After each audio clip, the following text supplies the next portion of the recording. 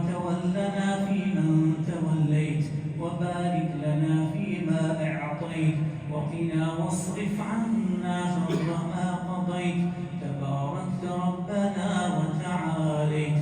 اللهم فرج هم المهمومين من المسلمين، ونفس كرب المكروبين، واقض الدين عن المدينين، واشف مرضانا ومرضى المسلمين، وارحم موتانا وموتى المسلمين برحمتك يا أرحم الراحمين.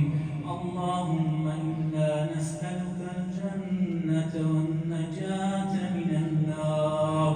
اللهم إنا نسألك الجنة والنجاة من النار. اللهم تقبل صلاتنا وصيامنا ودعاءنا يا أرحم الراحمين. اللهم إنك عفو كريم تحب العفو فاعف عنا.